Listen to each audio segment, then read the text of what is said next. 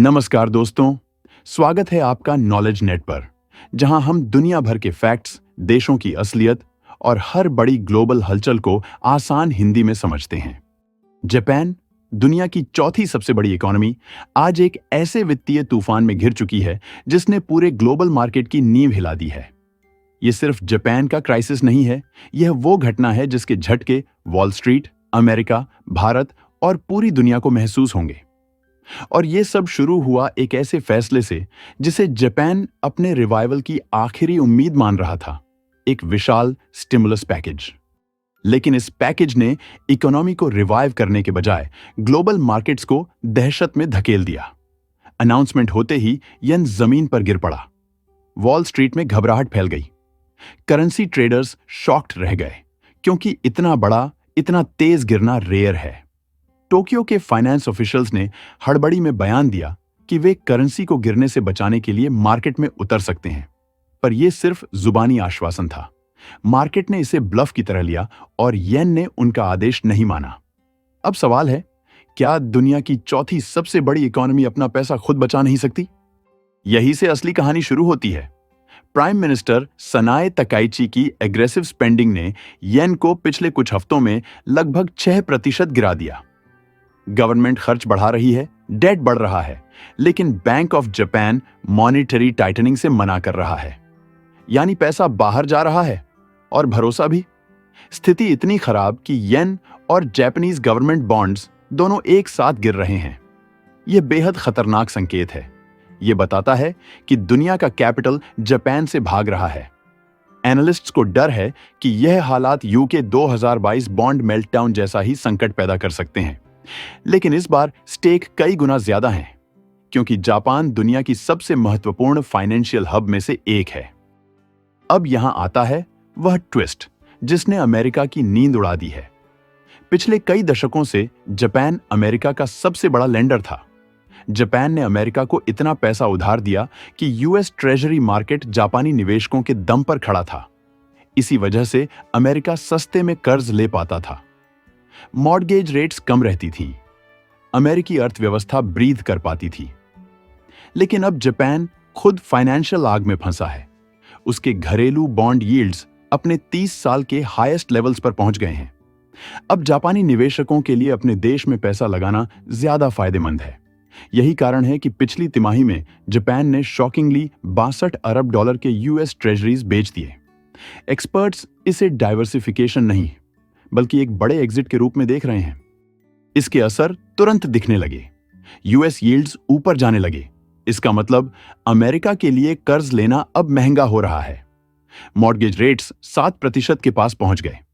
Car loan, credit card interest सब महंगा। America को अब वो सस्ता पैसा नहीं मिलेगा जो जापान पिछले 40 साल से दे रहा था। यह टेक्टोनिक शिफ्ट है, और इससे सिर्फ अमेरिका नहीं, पूरे ग्लोबल फाइनेंशियल सिस्टम में तनाव बढ़ेगा। इंडियन मार्केट्स भी इससे बचे नहीं रहेंगे, क्योंकि दुनिया का हर बड़ा निवेशक यूएस यील्ड्स के हिसाब से रिस्क डिसाइड करता है। अब आपके मन में यह सवाल आ रहा होगा, क्या यही वजह है कि रुपया डॉलर के मुकाबले लगातार गिर रहा है? हां, यह भी एक बड़ा कारण है कि रुपया डॉलर के मुकाबले कमजोर हो रहा है। लेकिन यह एकमात्र कारण नहीं है। जापान की आर्थिक मुश्किलें सिर्फ जापान तक सीमित नहीं हैं। जब वहां का येन गिरता है और ग्लोबल मार्केट्स डरते हैं, तो दुनिया भर के निवेशक अपना पैसा निकालकर अमेरिका में डाल देते हैं। इससे अमेरिकी डॉलर और मजबूत हो जाता है। डॉलर मजबूत हुआ तो भारत जैसे देशों की करेंसीज अपने आप कमजोर दिखने लगती हैं। यही वजह है कि हाल ही में यूएस बॉन्ड यील्ड्स बढ़े, ग्लोबल इन्वेस्टर्स ने सुरक्षित जगह तलाशनी शुरू की, और इसका सीधा असर भारतीय रुपये पर पड़ा। अभी हाल फिलहाल भारत में इंडियन रूपी ने इतिहास का सबसे निचला स्तर छू लिया है। डॉलर के मुकाबले $1 90 रुपये हो चुका है।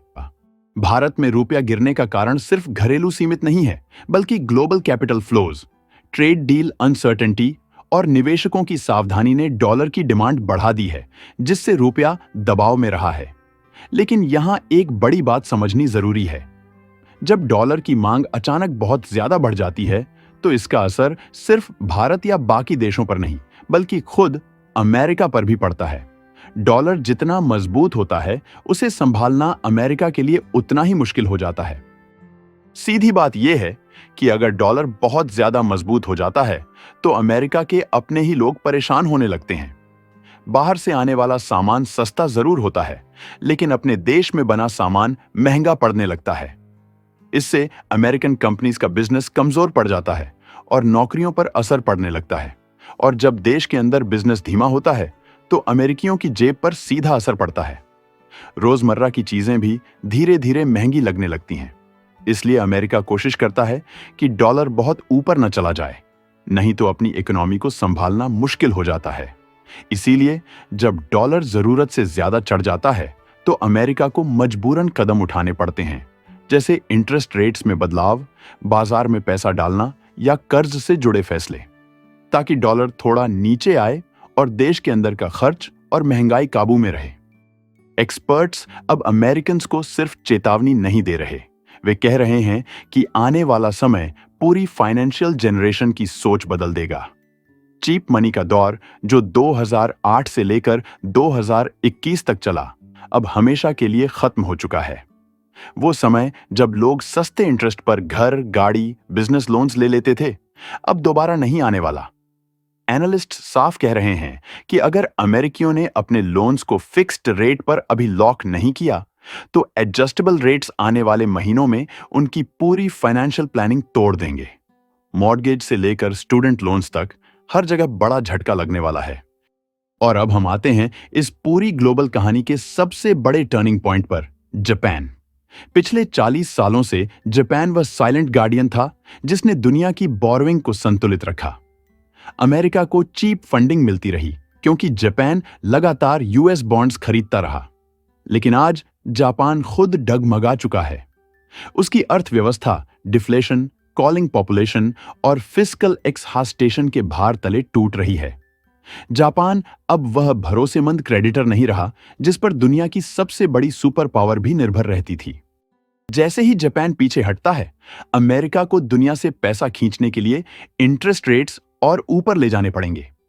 मतलब इंडिया, इंडोनेशिया, ब्राजील जैसे इमर्जिंग मार्केट्स अचानक एक कड़े ग्लोबल कंपटीशन में फंस जाएंगे।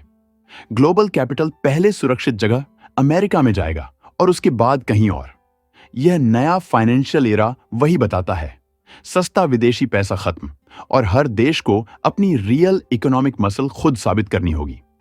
जापान का डेमोग्राफिक कोलैप्स यानी बूढ़ी होती आबादी, शिनिंग वर्कफोर्स और कम टैक्स रेवेन्यू ने उसकी सरकार को कगार पर ला दिया है।